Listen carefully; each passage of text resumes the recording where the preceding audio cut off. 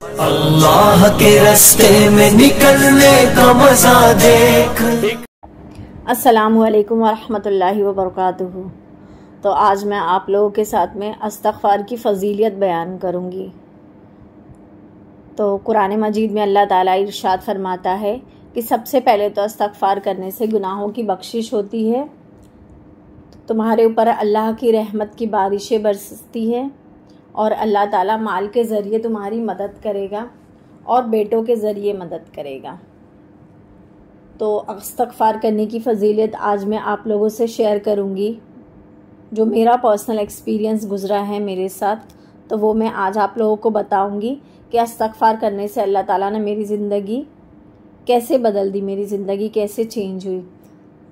तो मेरी लाइफ में एक ऐसा भी वक्त आया कि जब मैं बहुत ज़्यादा डिप्रेशन में चली गई थी। इस वक्त भी नमाज़ें थी, लेकिन कुछ वक्त की होती थी, कुछ छूट जाती थी, कुछ कज़ा हो जाया करती थी। लाइफ बिल्कुल भी स्टेबल नहीं थी। बाज़ दफ़ा तो अस्तग़फ़िरुल्लाह ये भी ख्याल आते थे कि बस हुई, अब ज़िंदगी अब नहीं रहना है।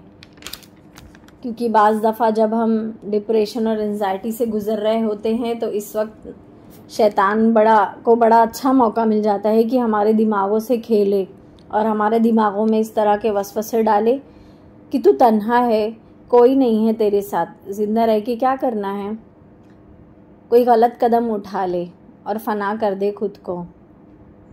इस वक्त भी मैं नमाज़ें तो पढ़ती थी, लेकिन मेरा दिल नहीं लगता था नमाज़ों में। बस यूं ही थोड़ी बहुत इबादतें हो जाया करती थी, लेकिन मैंने अल्लाह से मदद मांगना नहीं छोड़ा और मैं अल्लाह से बस एक ही दुआ करती थी कि अल्लाह ताला, मैं जिस भी हालत से गुज़र रही हूँ या जिस एंजाइटी में, जिस डिप्रेशन में हूँ, तू मदद करने वाला है, तू ही मददगार है और मुझे सीधे रास्ते पर चला और कोई ऐसा मौजज़ा अता कर दे मेरे लिए कि तू तो दिलों को पलटने वाला है, तू मेरे भी दिल को पलट दे मौला, मेरे दिल को फेर दे और ये एंजाइटी डिप्रेशन मुझसे दूर कर दे।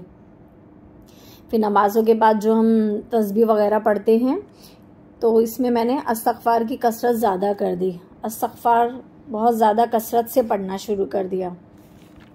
रोज़ पढ़ती गई, हर नमाज के बाद जो भी नमाज़ पढ़ती थी उसमें हर नमाज के बाद मैं ये तस्बीह पढ़ती गई। फिर माशाल्लाह से धीरे धीरे मेरी लाइफ में बहुत से चेंजेस आने लगे, बहुत से ऐसे चेंजेस हुए, मुझे बहुत फ़र्क लगने लगा कि मेरी नमाज़ें भी वक्त पे होने लगी। अल्हम्दुलिल्लाह से नमाज़ों में दिल भी लगने लगा और आप यकीन नहीं करेंगे, अल्हम्दुलिल्लाह से जैसे जैसे मैंने इस्तग़फ़ार की और ज़्यादा पढ़ने की आदत बढ़ाई ना, वैसे वैसे मेरे दिल को सुकून मिलता गया। मैं एंजाइटी डिप्रेशन वगैरह से धीरे धीरे बाहर निकलती गई।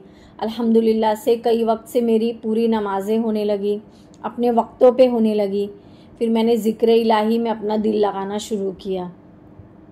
उसके बाद में फिर अल्हम्दुलिल्लाह से पर्दे की पाबंदी मैंने स्टार्ट कर ली। पहले भी नकाब हिजाब वगैरह करती थी, पर इतना पाबंदी का पर्दा नहीं था। पर जैसे जैसे मैंने ज़िक्र इलाही में दिल लगाया, अल्लाह का कुर्ब हासिल होता गया। अल्हम्दुलिल्लाह से चीज़ें समझ में आने लगी। हमारी रोज़मर्रा के जो हम छोटे मोटे गुनाह जो हो जाते हैं हमसे, जो हमको इतना रियलाइज़ नहीं होता है कि नहीं ये गुनाह है या क्या चीज़ है, तो वो सब भी समझ में आने लग गए कि हमसे कितने गुनाह होते हैं, जो बड़े छोटे ही सही रोज़मर्रा की लाइफ के, बट वो भी समझने आ गए। और अल्हम्दुलिल्लाह से इसका सबसे ज़्यादा इफ़ेक्ट इस पे हुआ कि मेरे कल्ब को इतना ज़्यादा सुकून मिलने लगा, इतना ज़्यादा इस्तग़फ़ार की बरकत से। और अल्हम्दुलिल्लाह से रिस्क में भी बहुत ज़्यादा बरकत सी हो गई माशाल्लाह। जो मेरे रुके हुए काम थे वो भी सब धीरे धीरे होने लग गए। मैं आपको बता नहीं सकती कि अस्तग़फ़िरुल्लाह की बरकत आप लोगों को की लाइफ में कितना चेंज ला सकती है, कितने ज़्यादा उसके बरक़ात है और कितना आप लोगों के दिलों को सुकून मिल सकता है, कितना आप लोगों के घरों में बरकत होगी इससे। तो मैं बस यही गुजारिश है आप लोगों से कि हो सके तो अपनी रोज़मर्रा की ज़िंदगी में इस्तग़फ़ार रोज़ाना पढ़ने का मामूल बना लीजिए। फिर आप अपनी ज़िंदगी में ख़ुद फ़र्क देखेंगे कि अल्लाह सुब्हानहू तआला कैसे आपकी ज़िंदगी को खुशगवार बनाते हैं, आपकी ज़िंदगी कितनी पुरसुकून हो जाती है। तो अल्लाह ताला से बस यही दुआ है कि अल्लाह ताला ताउम्र हम सबको ज़िक्र इलाही में डूबे रहने और जितनी हो सके अपने गुनाहों से रोज़ कसरत बाकसरत इस्तग़फ़ार पढ़ने की तौफ़ीक़ अता फ़रमाए। व मा अलैना इल्लल बलागुल मुबीन। अस्सलामु अलैकुम व रहमतुल्लाहि व बरकातुहू।